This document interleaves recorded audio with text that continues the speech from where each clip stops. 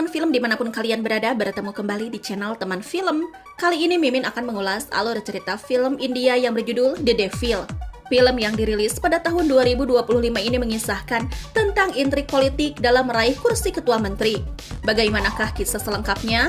Yuk gak berlama-lama lagi, kita kupas tuntas film ini. Oke guys, kita langsung saja ke alur ceritanya.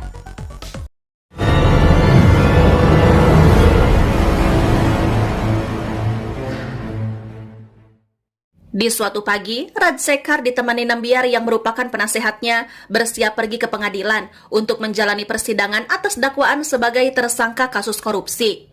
Di saat itulah, Rada yang merupakan adik perempuan Rajsekar melakukan arti untuk mendoakan kesuksesan sang kakak dimanapun dia berada.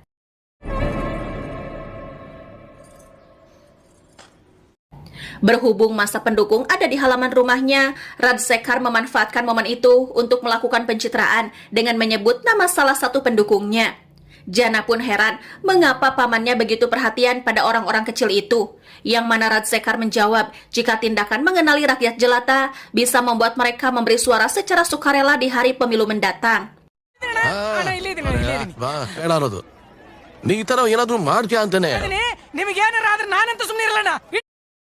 Singkat cerita, persidangan pun dilakukan dan hasilnya membuat pihak Rajsekar terkejut. Diketahui, jika hakim menyatakan dia terbukti korupsi dan dilarang mengikuti pemilu mendatang dikarenakan menjalani masa penahanan. ಭ್ರಷ್ಟಾಚಾರ ಎಸಗಿರುವುದು ಸಾಕ್ಷಿ ಆಧಾರ ಎಲ್ಲವನ್ನೂ ಕೂಲಂಕುಷವಾಗಿ ಪರಿಶೀಲಿಸಿದ ನಂತರ Rajsekar sontak kesal, apalagi ketika mengetahui hakim disuap oleh sang keponakan yaitu Jana yang sangat dia percaya. Walau bagaimanapun, Rajsekar tak mau pengkhianat menggantikan tempatnya. Oleh karena itu, dia meminta Nambiar membawa kembali Danus yang merupakan anak sematawayangnya untuk dijadikan kandidat ketua menteri selanjutnya. Di sisi lain, seseorang bernama Krishna mengalami mimpi menjadi aktor terkenal, sampai spanduknya pun dimandikan susu. Nani sang pelayan yang tidur di dekatnya merasa terganggu dengan igawan Krishna. Namun walaupun begitu, dia langsung mendoakan impian bosnya bisa tercapai suatu saat nanti. ಕೇಳ್ಕೊಳ್ಳೋದಿಷ್ಟೇ ದಯವಿಟ್ಟು ಕಟ್ಟೋಟ್ಗೆ ಬ್ಯಾನರ್ಗೆ ನನ್ನ ಮಾತು ಕೇಳಿ ಎಲ್ಲ ಅಭಿಮಾನಿಗಳೇ ದಯವಿಟ್ಟು Sementara itu di London, seorang mata-mata kita sebut saja Johnny mengabadikan momen Danus secara diam-diam.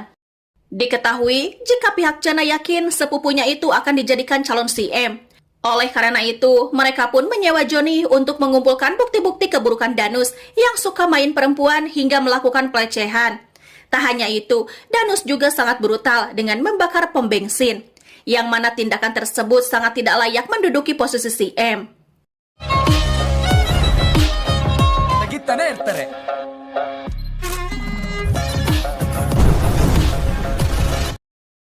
Rada, adik Rajsekar sekaligus ibu Jana, memperingatkan anak dan suaminya bahwa mereka harus berhati-hati dengan tindakan mereka yang telah mengkhianati kakaknya.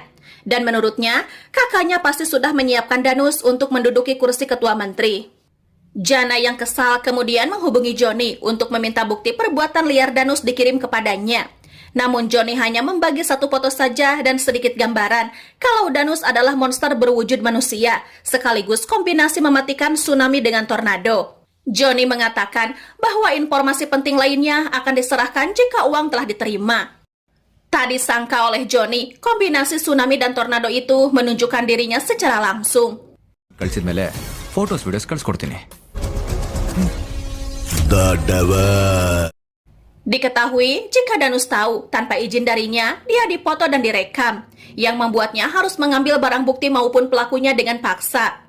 Johnny pun mengerahkan anak buahnya untuk melawan Danus. Sayangnya perlawanan mereka sia-sia. Johnny yang tak berdaya pun dibawa pergi oleh Danus ke kediamannya, yang mana Danus langsung menembak mati Johnny.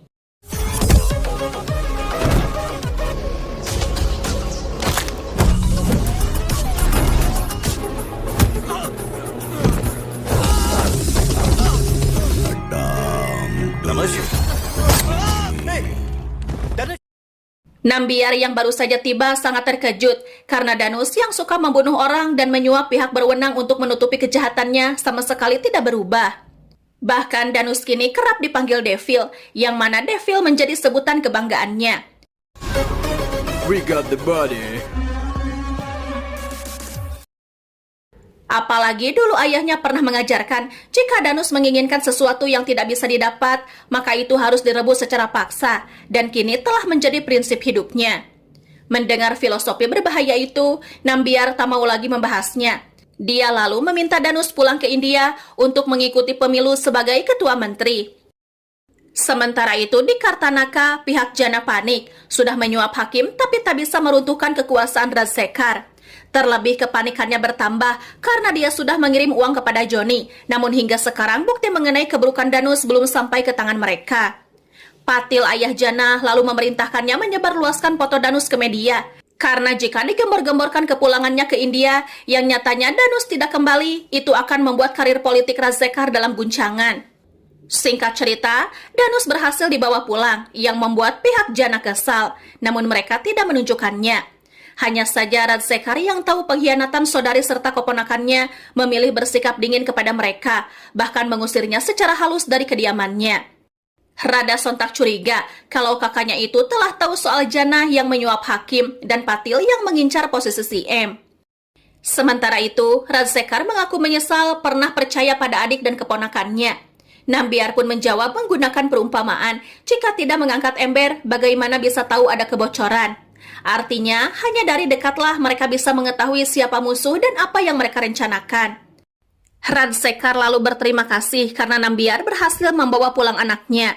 Namun ternyata, pria yang dibawa oleh Nambiar bukanlah Danus asli. Scene pun berpindah ke beberapa hari sebelumnya ketika Nambiar membujuk Danus pulang ke India menjadi politisi. Namun Danus menolak dan mengancam akan membunuh Nambiar jika dia terus dipaksa, sehingga Nambiar pulang ke India dengan tangan kosong. Namun di negara itu ada sosok yang rupanya sangat mirip dengan Danus, yaitu Krishna, pemilik warung makan sederhana. Tak hanya dermawan, Krishna juga punya bakat akting yang sering menghibur para pelanggannya. Suatu hari, penjual yang melayani Krishna melihat berita kepulangan Danus ke India. Dan yang menjadi fokus si pedagang, wajah pria di televisi mirip dengan Krishna. Omongan itu menarik perhatian Nambiar yang kebetulan ada di sana, yang kemudian dia mengikuti Krishna. Di sana Nambiar menyaksikan Krishna sangat jago meniru akting sang Golirayana. Kebetulan juga Nambiar mendengar alasan Krishna yang tak mau audisi karena mau kesempatan itu sendiri yang mendatanginya, bukan dia yang mencari peluang. Sehingga bermodalkan omongan itu, Nambiar memberikan Krishna kesempatan untuk memerankan sosok Danus yang mengesankan rakyat. Mengingat uang yang bisa membuat ibunya Rukmini menerimanya sebagai menantu, Krishna bersedia meninggalkan kehidupannya di warung. Krishna pun mengikuti perintah Nambiar dengan memberitahukan kepada Nani kalau selama 6 bulan ke depan dia akan syuting film di Mumbai dan menyuruh pegawainya itu pulang kampung. Sayangnya Krishna tak boleh menghubungi Rukmini sampai dia selesai menjalankan peran sebagai Danus. Nambiar lalu mengubah penampilan Krishna seperti Danus dan membawanya ke Kartanaka. Jadi Danus yang tadi memberi hormat kepada Rajsekar adalah Krishna. Cerita berganti ke masa kini. Terlihat Krishna dibawa berkeliling kediamannya. Di saat itulah Nambiar memarahi tindakan penghormatan yang Krishna tunjukkan saat bertemu Rajsekar, sebab Danus tidak pernah bersikap seperti itu. Di saat itulah Rukmini menghubungi Krishna. Sayangnya Nambiar mematikan telepon tersebut. Krishna kemudian memohon supaya bisa menelepon Rukmini. Hanya saja Nambiar tak mengizinkan hal itu dan menyuruh Krishna memilih Rukmini atau menjalankan tugasnya. Namun karena mengingat menjadi kaya adalah jalan agar ibunya Rukmini menyetujui lamarannya, sehingga saat ini Krishna harus menahan kerinduannya pada gadis tersebut. Sementara itu, Rukmini syok melihat warung Krishna tutup. Apalagi Nani sudah pulang kampung. Dan yang paling membuatnya kesal, ponsel keduanya tidak bisa dihubungi. Scene pun berpindah ke masa lalu. Terlihat Sangkar begitu memuja Amres Anah alias Ambi yang dikabarkan meninggal dunia. Namun dia yakin idolanya sedang syuting. Kebetulan dia melihat Krishna berpenampilan seperti Ambi, sehingga Sangkar berpikir Krishna adalah Ambi. Sementara debt collector yang disewa Rukmini untuk menagih hutang pada Krishna menjadi segan meminta uang dari jelmaan Ambi. Rukmini sontak mengingatkan kalau pria yang di hadapan mereka hanyalah pemilik warung makan sederhana yang mengutang darinya. Walaupun yang dikatakan Rukmini benar, tetap membuat mereka enggan menagih uang pada pria yang tingginya mencapai 6,5 kaki itu. Dan akhirnya, para debt collector sewaan itu pun kabur. Krishna pun bersyukur memerankan karakter yang dimainkan Ambi karena menyelamatkannya dari penagih hutang. Krishna lalu meminta Rukmini mampir ke warungnya untuk menerima uangnya. Di saat menerima bayaran, Rukmini tersepona dengan Krishna yang kembali pada penampilan aslinya. Asli. Ketampanan Krishna pun diakui oleh Rukmini pada Nani yang membenarkan hal tersebut. Singkat cerita, Rukmini bersedia membuat hutang Krishna lunas jika menemaninya menagih hutang. Yang padahal dia memanfaatkan momen itu untuk lebih dekat dengan sang pujaan hati. Bahkan demi menjadikan Krishna calon suami satu-satunya, Rukmini menyuap ahli astronomi untuk tidak mencocokkan tanggal lahirnya pada setiap pria yang mau ibunya nikahkan dengannya. Sehingga Rukmini tidak jadi berumah tangga dan selalu berkesempatan menghabiskan waktu bersama Krishna. Rukmini pun jujur kepada ayahnya alasan dia menyukai Krishna. Sebab walau tidak kaya, Krishna selalu membuat pelanggannya kenyang baik mereka membayarnya ataupun tidak. Apalagi Krishna mengutang untuk membiayai sekolah putra karyawan yang bekerja di warung makannya. Namun suatu hari, sang ibu menyadari Rukmini telah menyuap pendeta demi gagal menikah. Pertengkaran pun pecah di antara mereka sebab ibunya tidak setuju Krishna menjadi menantunya. ಗಂಟ ಹಾಕೋಬೇಕು ಅಂತ ಜಾತಕನ ಬದಲಾಯಿಸಿ ಹೋಗ್ತೀನಿ ಬಿಡು. Rukmini yang ngotot bersuamikan Krishna memilih minggat. Tadinya Rukmini yakin dia akan tinggal dengan Krishna di warung dan menjalin biduk rumah tangga. Namun sayangnya pria yang diharapkan hilang entah kemana. Cerita pun berganti ke masa kini, yang akhirnya Rukmini yang dijemput sang ayah kembali ke rumah dengan rasa malu karena kepulangannya seolah membuat perkataan sang ibu menjadi benar bahwa Krishna tak layak menjadi bagian dari mereka. Beberapa hari kemudian, Krishna resmi memerankan Danus sebagai kandidat CM yang mewakili partai Karunada. Setelah Rajsekar mengucapkan pidato pembukaan, giliran Krishna yang menyuruhkan kampanyenya. Tapi Krishna diam 1000 bahasa, yang membuat masa meragukan sosoknya dan pihak Jana merasa pria itu bakalan jatuh sebelum bertarung. Namun beberapa saat Krishna yang bingung harus berkata apa, jadi mendapatkan inspirasi setelah dia melepaskan jasnya. Krishna menyampaikan kalau dia bukanlah Danus yang mereka pikirkan. Sontak kalimat ini membuat pendukung atau musuh jadi terkejut. ನಾನು ಇಷ್ಟಪಟ್ಟಿದ್ದು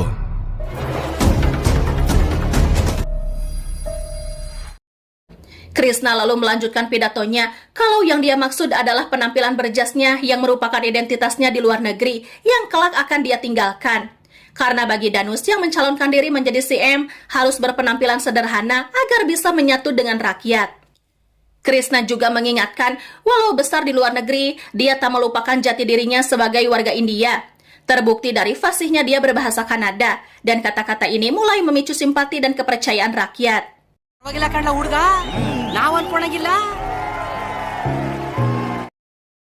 Krishna lalu memanfaatkan ucapan Rajsekar yang tidak merasakan kasih sayang seorang ibu, yang mana di sana dia mengakui kalau dia bisa mendapatkan cinta dari ibu-ibu yang menjadi pendukungnya sekarang.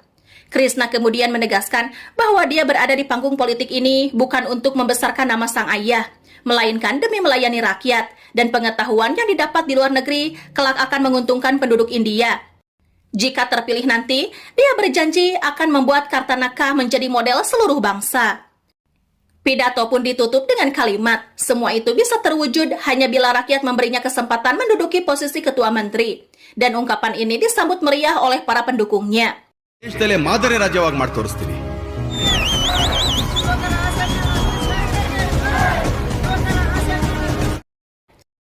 Singkat cerita, Krishna di tiap kampanye politiknya, pengikutnya bertambah banyak. Apalagi saat ada yang meragukan sisi merakyatnya, Krishna mampu menjawab harga beli barang di pasar. Itu menandakan dia tidak sedang melakukan pencitraan, karena hal paling sederhana tak luput dari pandangannya, yang mana selama ini para pejabat pemerintah tidak mengetahui hal itu. Bahkan Krishna memberikan wejangan kalau rakyat memberikan suara bukan karena dibayar, melainkan memilih orang yang memang layak jadi pemimpin. Krishna juga mengingatkan, jika rakyatnya adalah orang yang lurus, otomatis menghadirkan pemimpin yang memiliki sikap itu pula, dan dampaknya seluruh bangsa akan berjaya. Sontak ucapan ini membuat kepercayaan rakyat kian besar terhadapnya, yang membuat salah satu ibu ingin kandidat CM itu menamai putrinya. Yang pada saat itu, Krishna menyarankan agar anak tersebut dinamai Rukmini. Para pendukung pun mantap memberikan suara mereka pada orang yang begitu baik memerankan sosok Danus sebagai pemimpin yang merakyat. Gelombang dukungan terhadap Danus membuat pihak Patil minder. Di sisi lain, Nani menghubungi Rukmini. Sontak wanita yang merasa dihianati itu memakinya. Walau Nani sudah menjelaskan bosnya ada syuting di Mumbai, Rukmini tetap murka. Rukmini pun menegaskan kalau Krishna sudah membohongi dia dan Nani. Not reachable ನಿನ್ನ ಅಣ್ಣಂದು switch off ಬೇಜಾರಲ್ಲಿದ್ಯಾ ಅಣ್ಣ ನೀನು ಜಗಳ ಆಡಿದ್ರಾ fraud. Masih di seputaran kampanye dan kini diadakan di sekolah. Krishna yang memerankan Danus memeriksa makan siang. Dia pun menyadari sajian itu telah basi. Dia lalu memaksa untuk memasak kepada Nambiar dan hal itu disaksikan oleh awak media. Setelah hidangan matang, Krishna sendiri yang menyajikannya kepada anak-anak. Di saat itulah Krishna disuapi oleh salah satu murid. Momen ini lagi-lagi membuat awak media merasa sosok kandidat CM mereka benar-benar tulus. Mereka pun penasaran bisa-bisanya calon CM jago masak. Krishna lalu memakai alasan almarhum ibunya Danus yang seorang guru mengajarinya masak. Sehingga begitu hidup mandiri di London, dia terbiasa memakan masakannya sendiri. Di rumahnya, Rukmini tak sengaja melihat berita kalau Danus sang calon CM memasak untuk warga sekolah. Melihat cara menuang nasi ke piring, membuat Rukmini teringat gaya khas Krishna. Tak hanya media India yang menyiarkan kepopuleran kandidat ketua menteri dari Partai Karunada, tapi pihak asing juga. Sehingga Danus yang asli mengetahui ada sosok yang menyamar sebagai dirinya. Selang beberapa hari, tepatnya di malam kampanye, Danus sudah berada di India. Hal itu membuat Nambiar panik. Dia lalu pergi menemui Danus yang asli. Sementara sosok Danus terlihat oleh Sangkar yang membuat dia bingung. Wajah pria itu sama percis dengan orang yang sedang berpidato di pentas. Tak lama Rajsekar pun mengetahui bahwa pria yang selama ini berkampanye bukanlah Danus, melainkan Krishna si orang asing. Hal ini membuat dia kesal. Nambiar lalu mengingatkan Rajsekar mengenai alasan mereka mengirim Danus ke London. Ucapan itu sontak membawa kenangan di masa lalu. Saat itu, Danus yang masih remaja memperkaos teman sekolahnya. Sehingga demi mengamankan posisinya di kancah politik, Rajsekar setuju usulan Nambiar untuk mengirim Danus ke luar negeri. Inspektur polisi yang kewalahan dengan sikap Danus pun berharap pemuda itu segera dikirim ke London. Sebab kalau masih di India, inspektur tak akan sanggup menutupi perilaku buruk seseorang yang menganggap kejahatan adalah rutinitas hariannya. Nambiar kemudian memberikan perumpamaan yang tepat menggambarkan sosok Danus, kalau pria itu adalah kanker stadium akhir yang bahkan kemoterapi pun tidak akan bisa menjinakkannya. Rajsekar berkata, mengapa Nambiar tidak memberitahukan sebelumnya dan malah menjadikan Krishna sebagai Danus. Mengenai mengapa Nambiar menjadikan Krishna sebagai Danus, karena awak media sudah menyiarkan kepulangannya ke India. Dan di saat itulah dia melihat Krishna yang mirip Danus. Dan mengingat perilaku Danus yang sangat buruk, maka Krishna harus tetap melanjutkan peran Danus sampai kampanye selesai. Namun Rajsekar tak peduli, dia bersikeras mengikut sertakan Danus dalam rapat umum dan kampanye. Benar saja, kekhawatiran Nambiar menjadi kenyataan. Danus malah melecehkan Rita yang merupakan pimpinan sayap partai. Karena ingin menangkap basah kejelekan Danus, Jana yang mendengar jeritan Rita memeriksa sumber keributan. Namun Jana dibuat pingsan oleh Danus. You're hurting me. Sushila madam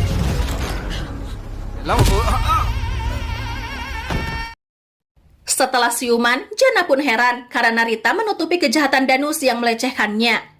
Ternyata wanita itu memanfaatkan pelecehannya untuk meminta uang sekaligus naik jabatan. Bahkan dia mengancam akan membocorkan perbuatan Danus jika permintaannya tidak disetujui. Demi membungkam wanita itu, Nambiar menerima tawaran tersebut. Rita kemudian secara terang-terangan menggoda Danus. Namun Danus tak lagi berminat kepadanya, sehingga dia mengabaikan perempuan tersebut. Tak lama kemudian, Rajsekar memarahi Danus, yang gara-gara tindakannya itu membuat wanita yang berposisi rendahan di partai bersikap seakan sederajat dengannya. Call me. ಯಾಕೆ ನೋಡು ಇವತ್ತು ಕಾಲ್ ಮೇಲೆ ಕಾಲ್ ಹಾಕೊಂಡು ಕೂತ್ಕೋತವಳೆ. Danus tidak membantah perkataan ayahnya. Namun yang membuat Nambiar cemas, pemuda itu akan berbuat liar di luaran sana.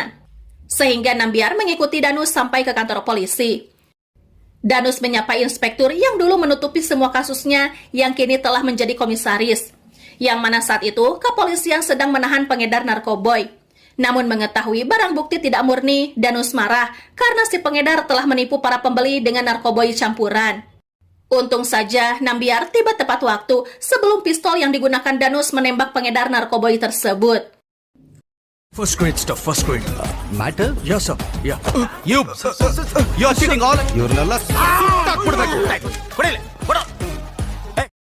Komisaris pun heran mengapa Danus yang berkampanye tingkahnya berbeda dengan yang ada di hadapannya.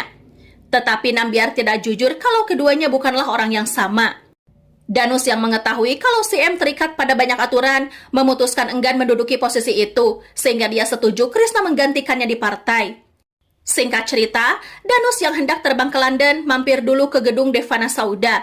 Di saat itulah Rukmini yang berada di jalanan salah mengira kalau Danus adalah Krishna, sehingga Rukmini segera menghampiri Danus.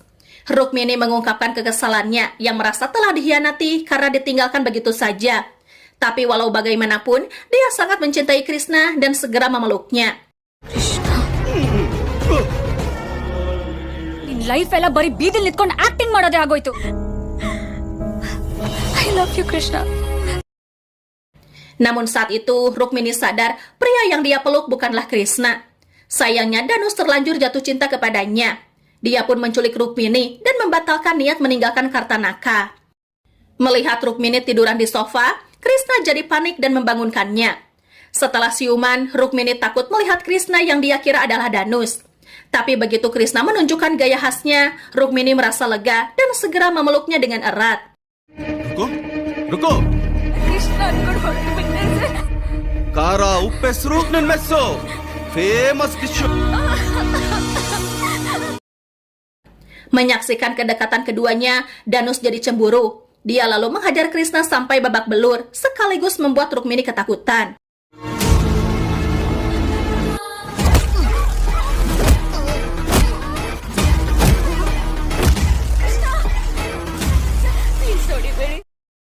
Danus lalu memberitahukan kepada Nambiar jika dia sangat mencintai Rukmini.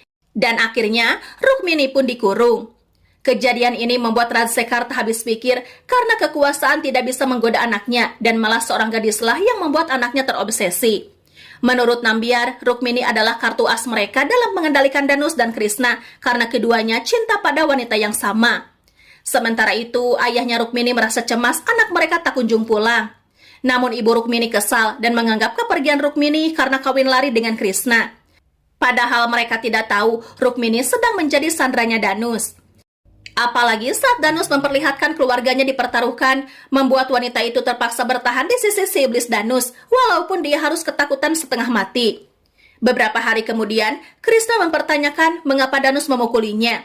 Namun Nambiar meminta Krishna fokus kepada perannya. Dia berjanji akan menjaga keamanan Krishna beserta Rukmini. Sementara itu, berita media televisi menjadikan Danus sebagai perdebatan. Apakah calon CM itu melakukan pencitraan atau memang sifat aslinya yang memperdulikan rakyat? Hasilnya ada yang menganggap Danus cuma mencari sensasi, namun ada juga kebanyakan pihak yang yakin tindakan kandidat CM selama kampanye memang tabiat aslinya. Bahkan mereka mengatakan Danus adalah ketua menteri selanjutnya. Melihat liputan yang memberitakan kelembutan Danus, pihak Jana merasa omongan Joni si mata-mata yang menyebutnya teror adalah kebohongan, yang mana mereka pun berencana melenyapkan Danus. Namun satu hal yang mereka belum tahu, Danus yang berkampanye adalah Krishna. Sementara Danus asli adalah orang yang pihak Jana incar nyawanya saat ini. Sehingga saat Danus membawa Rukmini jalan-jalan, dia diserang oleh preman suruhan Jana. Namun penyerangan mereka bagi Danus bukanlah apa-apa. Terlihat betapa mudahnya gerombolan itu ditumbangkan.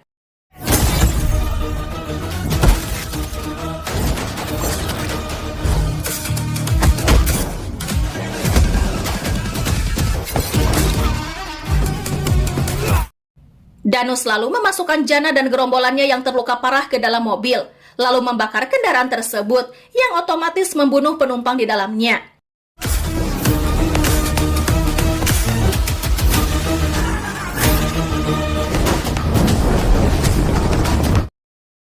Menyaksikan hal itu, Rukmini tambah takut kepada Danus.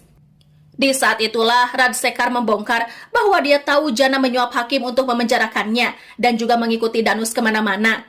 Sehingga agar nyawa Patil selamat, Rajsekar meminta saudarinya itu tidak lagi macam-macam di belakangnya. Singkat cerita, Rita menuntut Nambiar memenuhi janjinya untuk menaikkan jabatannya di partai, jika tidak ingin kasus pelecehan yang Danus lakukan terkuak ke media. Di saat itulah Danus asli muncul, yang membuat Rita bingung melihat ada dua rupa yang sama. Tak lama, Rita mati ditembak oleh Danus, dan lagi-lagi membuat Rukmini ketakutan. Nonsense.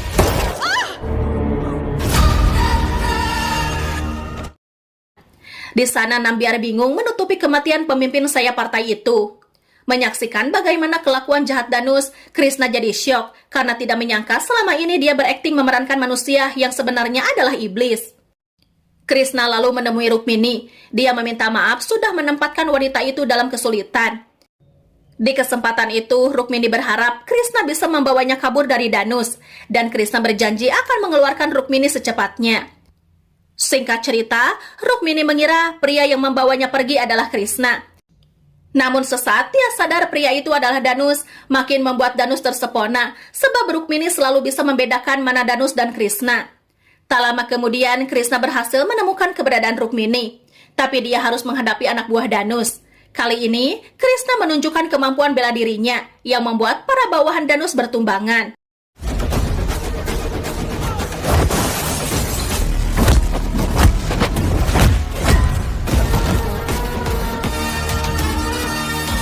Hal itu memaksa Danus turun ke arena. Ada kalanya Krishna kewalahan menghadapi Danus.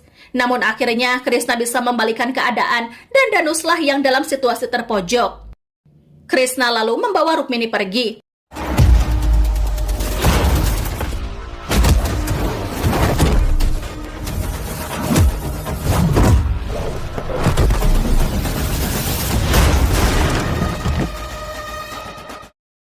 Saat beristirahat, Krishna melihat warga yang sangat mempercayai sosok Danus, bahkan mendewakannya. Hal itu membuat Krishna ingin menggantikan Danus yang asli agar rakyat tidak kecewa. Melihat kemantapan hati Krishna, Rukmini setuju pulang ke rumahnya dan membiarkan kekasihnya itu melakukan apa yang dianggap benar. Untuk membuktikan dirinya lah yang memancing simpati rakyat, bukan karena kendali Nambiar atau partai, Krishna sengaja duduk di suatu desa. Benar saja, massa berkumpul dengan sendirinya, mulai dari warga desa maupun awak media. Hal itu membenarkan dugaan kalau Danus yang dipercaya rakyat hanya karena Krishna yang memerankannya. Krishna pun pulang dan menemui mereka semua. Tanpa takut, dia menegaskan bahwa mulai sekarang keputusan partai ada di tangannya, yang membuat mereka tidak berkutik. Krishna juga meminta pada Nambiar agar kampanye dilakukan di Gandhinagar tempat warungnya beroperasi. Krishna juga menghubungi Nani untuk membuka kembali warung makan mereka. Keesokan harinya, Krishna berorasi di Gandhinagar, yang mana para pelanggan dan Nani yang melihat sosoknya merasa kandidat CM itu sangat mirip dengan Krishna yang mereka kenal. Sialnya, Danus memasang bom di dapur warung Krishna yang membuat warungnya meledak.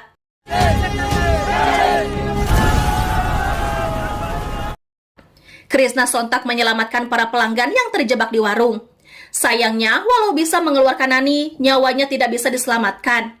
Sebab saat gas meledak, Nani sudah sekarat dan menyatakan bahwa sosok yang ada di hadapannya mirip dengan bosnya. Betapa hancurnya hati Krishna, pelayan setianya harus menjadi korban. Mengetahui hal tersebut, Rukmini pun amat berduka.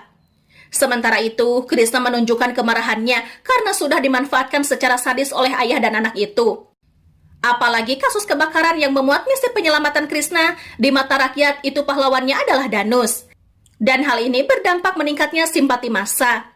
Krishna pun mengatakan kalau dia menyesal pernah menganggap Nambiar sebagai ayah sekaligus mentornya. Ucapan ini adalah pukulan telak bagi Nambiar dan rasa bersalah pun menyelimutinya. Di saat itulah Nambiar tahu kalau istrinya yaitu Janaki bukannya mandul, melainkan sengaja tidak mau punya anak karena takut keturunan mereka mewarisi dosa ayahnya. Singkat cerita, di hari pemilu, warga pun memilih Danus, sehingga pria itu menjadi ketua menteri selanjutnya. Karena pemilu telah berakhir dan kemenangan diraih Partai Karunada, sosok Krishna tak lagi dianggap penting oleh Raja Sekar. Pria Parubaya itu pun setuju nyawa Krishna dilenyapkan. Namun terjadi hal yang mengejutkan Raja Sekar, yang mana kedua pria itu gayanya sama-sama seperti Danus, sehingga Raja Sekar tidak bisa membedakan mana Krishna atau Danus. Di saat itulah Nambiar menyebut salah satunya sebagai Krishna. Namun pria itu mengingatkan kalau dia adalah Devil, julukan yang amat disukai Danus. Raja Sekar hendak membunuh salah satunya yang dia yakini Krishna. Namun Nambiar memohon agar Krishna dipulangkan karena dia berjanji akan membiarkannya hidup setelah ini selesai. Namun Raja Sekar berkata tak ada toleransi dalam politik. Bahkan dia mampu membunuh istrinya sendiri agar rakyat menyumbangkan suara atas namanya. Karena kematian istri kandidat CM bisa menarik simpati rakyat. Informasi ini dimanfaatkan oleh salah satunya untuk menunjukkan kalau dialah sosok Danus dengan mempertanyakan tindakan Raja Sekar yang melenyapkan nyawa sang ibu. Tindakan itu membuat Rajsekar yakin pria yang tak merespon cerita kematian ibunya adalah Krishna, sehingga dia pun membunuh pemuda tersebut. Sebelum menghembuskan napas terakhirnya, Danus berkata bahkan kini ayahnya tak mengenali anaknya sendiri.